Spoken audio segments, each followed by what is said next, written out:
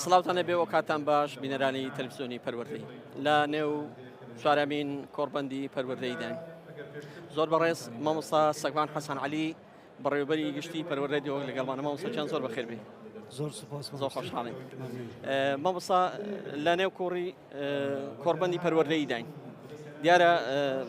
گرنگی و مەهامی ئەم کۆڕبەندە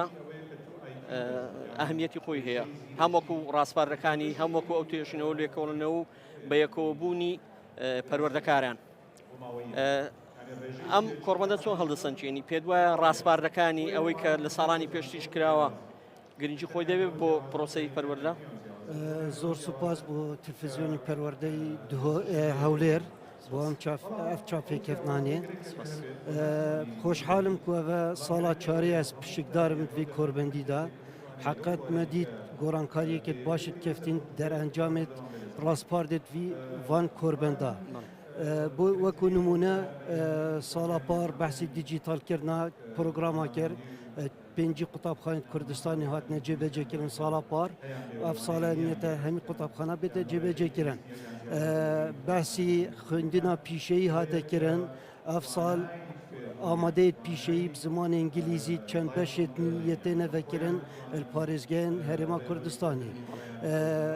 بەحسی AI هاتەکردن AI یاتێتە جێبەجێکردن سیستم پرۆگرامیت مێت خواندنێدا یعنی ئەمێت بینین فایدەکێ باشت وا کۆربەندایە هەی و داخوازە سەرکەفتنی بۆ وزارەتە پەروەردەیت خاصن بڵێ سەیدا ڕاستپارەکانی کۆڕبەندی پێشتر ئەوەی ئەم ساڵیش دیارە ئەرچی بەڕێوەبەرایەتی گشتەکانە کە جێبەجێ بکەن تەطبیقی بکەن ئێوە وەکو پەروەردەی دهۆک هەموو ئەو ڕاستپاردانەی کە لە ساڵانی پێشتر بۆتە ئەرکێک لە سەر پەروەردەکان توانیتانە جێبەجێ بکەن ئایا میکانیزمی جێبەجێکردنەکان ئاسایی بووە پێداویستەکان دەستەبەر کراوە اعتیادی ڕاستپاردت کۆربەندیت بنە ڕاستپارد بۆ ئەنجومەنی وزارەتە پەروەردێ ئەنجومەن ڕێنمایە دیف وا ڕاستپاردا دەرێتخیت بۆ ڕێڤەبەرن گشتی و ڕێڤەبەریان پەروەردن قەزا ئەکیت هەر کارێکی بێتە جێبەجێکردن دەست پێکە دەهندە کێماسی هەبن بەس پێنگاف ئەف کێماسیەتێنە چارەسەرکردن و پرۆژەتێتە جێبەجێکردن بەڵێ سەیدا کۆمەڵێک قوتابخانە زیاکاری بۆ دەکرێت لە جێبەجێکردنی ئەو ڕاستپاردانە لە پەروەردەکەی ئێوە ئەو قوتابخانانەی کە دەنیشان دەکرێن زیاد دەکرێنەوە هەڵسەنگاندنەکان چۆیە تەقییمەکە بە شێوازێکە وەکو نمونە جێبەجێکردنا دیجیتالکردنا پرۆگرامە پارێزگەها دۆکێ شش قوتابخانە وەکو تێستمێ جێبەجێکردین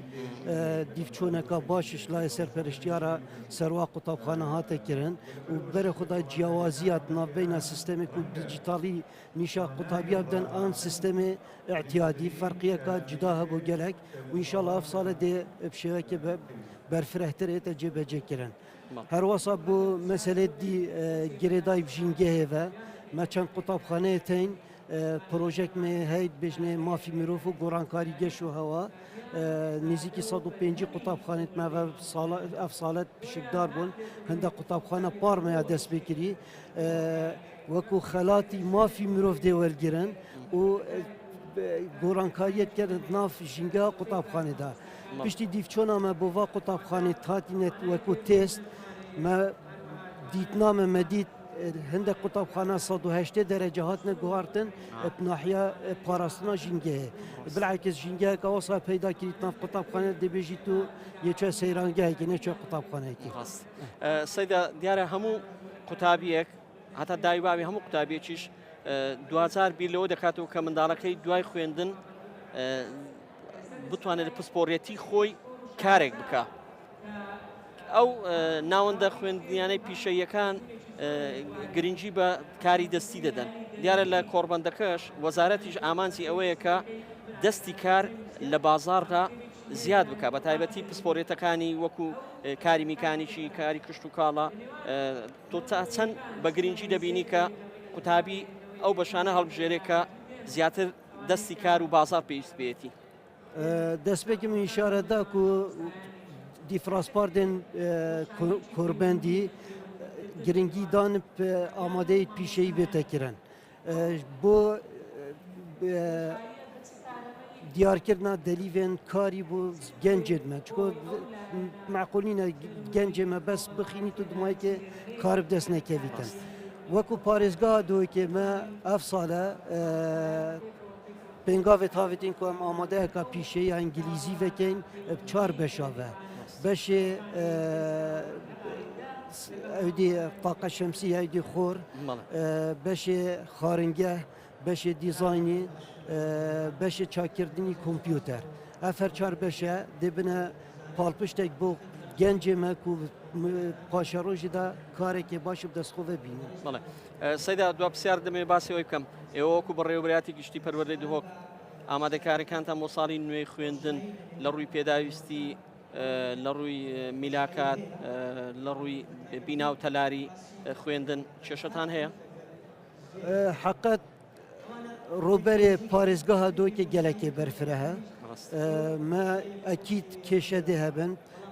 آلیه میلاکاتا کشمه هی نل داخلی سنتری احتمال دوروبری سنتری آن پروردن قضا چون evet چندین سال میلاک بو من هاتیه دابین کرن میلاک بری که هاتیه دامزراندن زوربی وان خلک سنتری باجر دوی که بون حکمت 4-5 سال کار خوش در وی سنتری کری مافی بو نقل بیت داخلی سنتری بجا والله که باش مازن یا کفتی در وی سنتری تایبت قضای دیر سبارت آوا کرنه بینایتا وزارت پرورده گل پارێزگاه دوی که تخصیری نکرد کار خدا بس امسالانه محتاجی و بینای آواهیانه چون اگر هم سحکنید وزارت پرورده دا ام نه وزارت که انتاجینه ام بدوی هندین خلکی بینت ناف خاندنی راست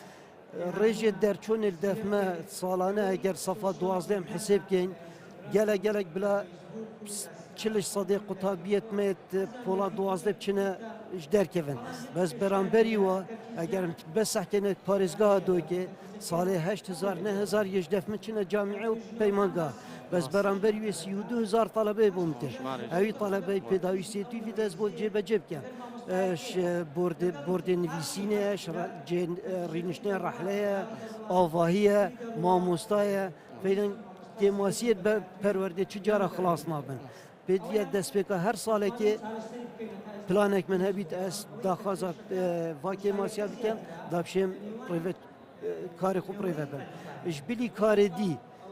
دابین کرنا گازه بونا قطاب خانه سالانه ملايين تلترا وزارة پرورده گل حکمت هرما کردستانی یه هولدن و وی گازجی بوی قطابی پیدا کن دا جنگا ویجیت نف قطاب خانه دا یا آرام بیتن بۆ هیوایان کە هەموو ئەو ئاستەنگ و چێشانەی هەن لە دەستپێکی خوێندندا کۆتایی پێبێت ئینشاءڵڵا چێشتان نامینێ ئینشاءڵڵا سەیدا دەستکان خۆش بێ سواس دەکەین هیلاکمان کردی دەستخۆش سپاس بۆ مامۆستا سەگبان حەسەن عەلی بەڕێوەبەری گشتی پەروەردەی دووهۆک سپاس بۆ ئێوەش بینەرانی تەلەڤیزیۆنی پەروەردەی هەولێر